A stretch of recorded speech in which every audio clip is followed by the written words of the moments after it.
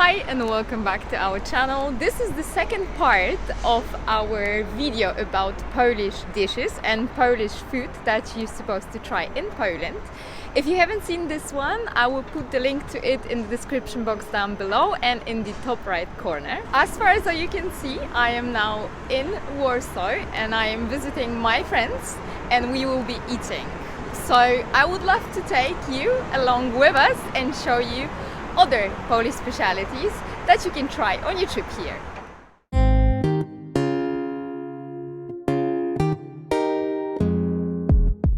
At the beginning of this video, I would like to introduce you to one type of the Polish quick service restaurant, which is called Bar Mleczny, so milk bar.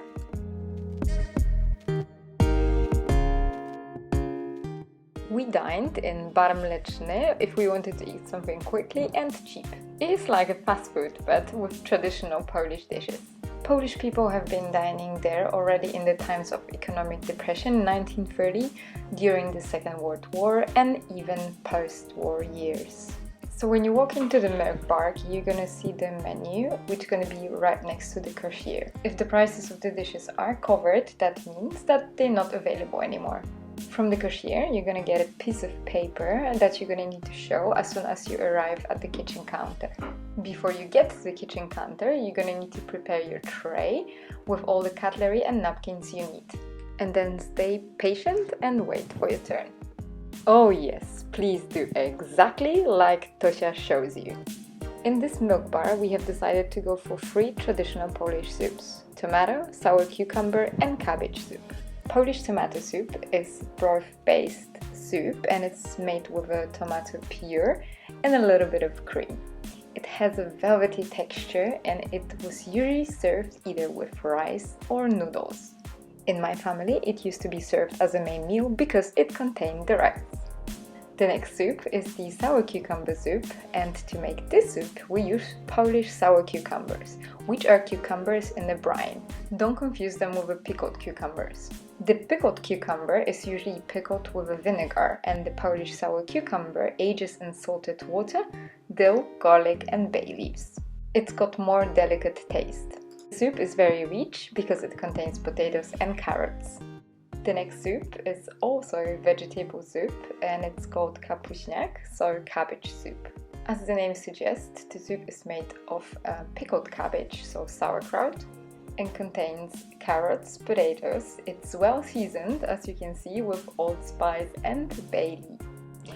With our soups, we have also ordered kompot. Kompot in Poland is a drink that is made of cooked fruits. And cheers! The one we had, it was made from cooked apples and strawberries. When you are done with your meal, please take your tray and put it on this kind of a rack.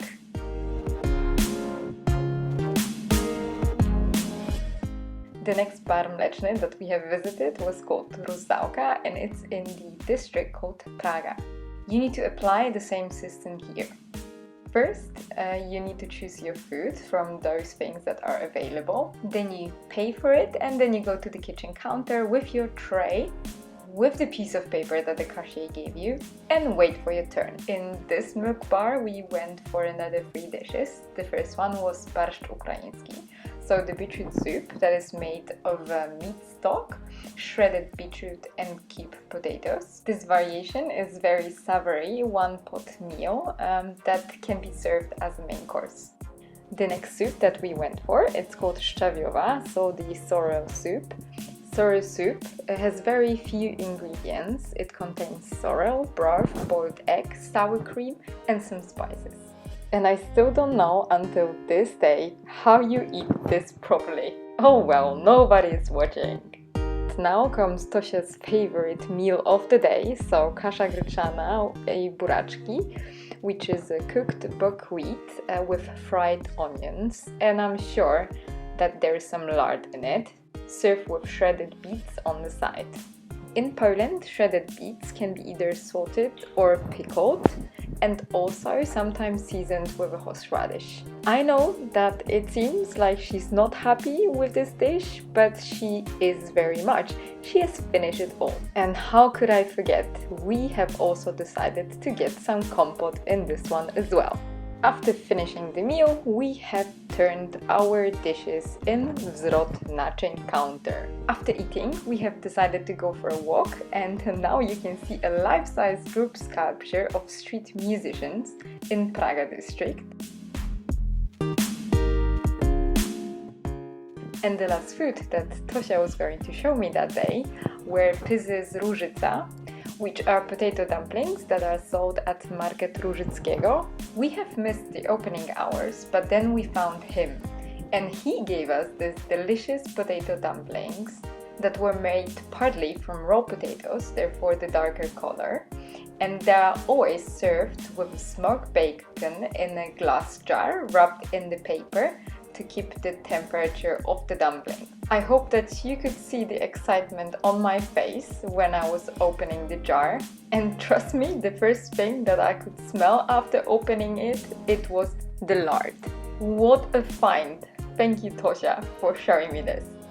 After this, Tosia really wanted to show me a few chapels in the backyards that were built in Prague, especially during the Second World War.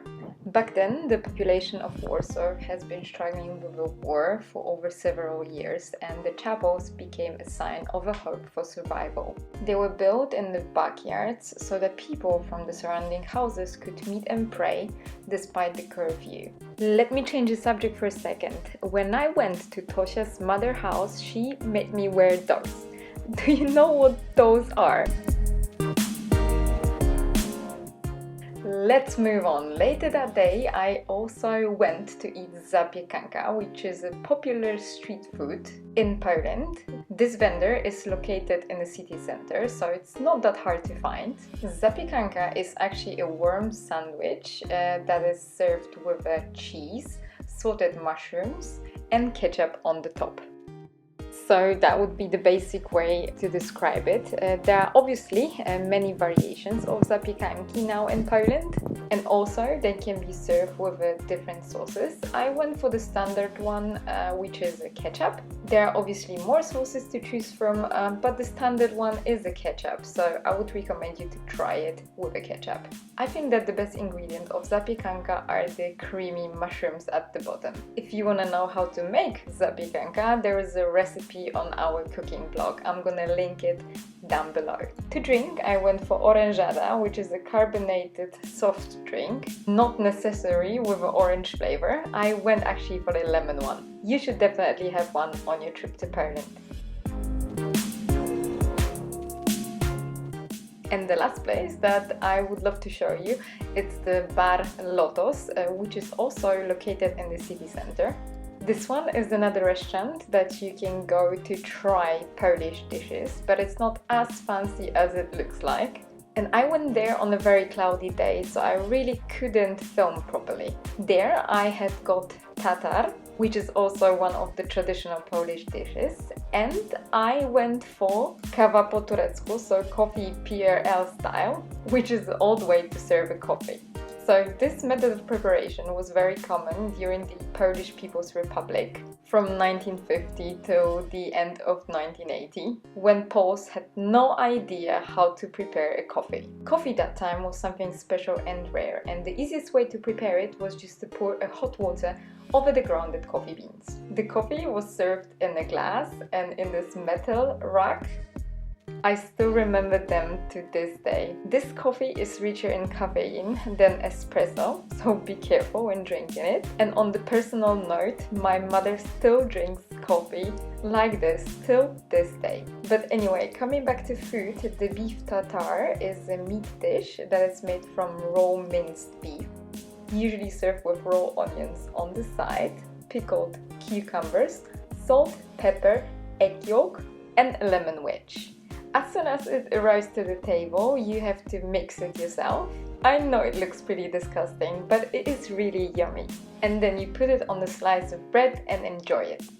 So now you know exactly what dishes you have to eat on your trip to Poland. In the description box down below, I also included all the dishes I have mentioned in this video and 20 additional ones, as well as the links to the recipes for our cooking blog. Next week, I will be showing you 5 traditional Polish cakes to try on your trip to Warsaw, so stay tuned for that. And if you haven't seen yet the first video about the Polish food, I would like to invite you to do so next. And if you want to test your cooking skills, there is one video for you as well. In this video, I actually show how to make Polish pierogi. Anyway, I wish you all a happy week and I see you in the next one.